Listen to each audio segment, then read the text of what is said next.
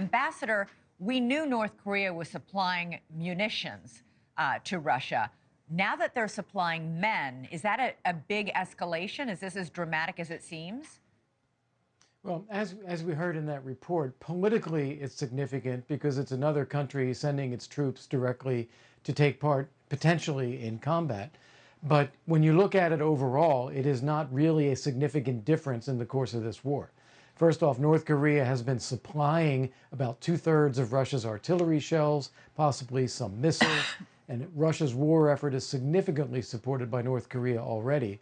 Second, it's unclear what the number of troops are we're talking about, but Russia's losing over 1,000 troops a day on the front lines. So even if it gets 10,000 troops from North Korea, it's going to replace 10,000 dead Russians.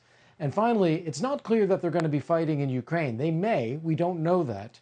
I think it's more likely that Russia's going to try to use them to take back territory inside Russia, Kursk, that Ukraine has now taken. And that's because Russia doesn't have the ability to move its forces from the offensive lines in Ukraine back to defend its own territory. So maybe trying to bring them in from outside. All of these point to what John Kirby said correctly, is that these are signs of weakness in Russia's war effort, not signs of strength. General, Russia, as the ambassador just pointed out and John Kirby pointed out, is losing 1,000 soldiers per day. That's almost unfathomable.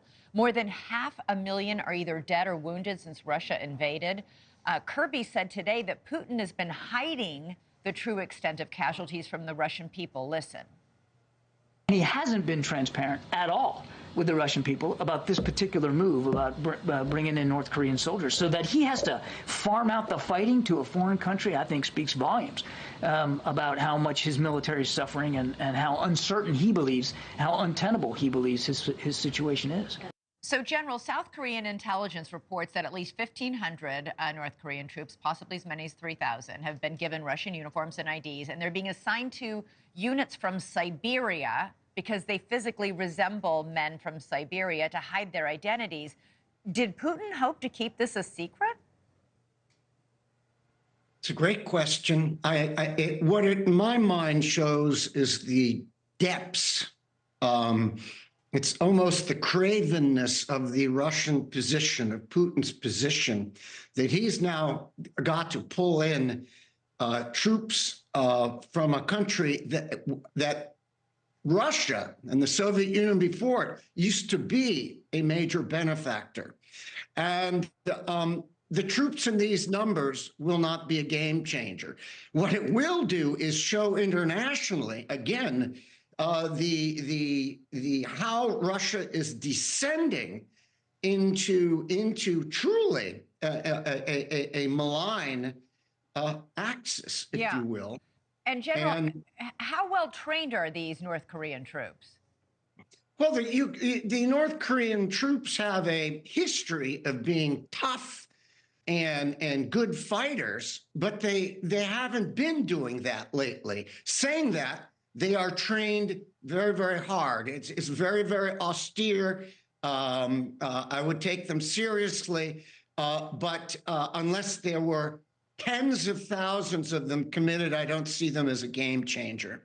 Ambassador, the big question is, what is North Korea getting out of all this? Well, we don't know the answer to that. There's been some comments from Ukrainian sources that suggest it's money, so a payment from the Russian government to the North Korean government in exchange for some cannon fodder that the Russians can throw at the front line and see killed. So that's very cynical, but that's quite possible.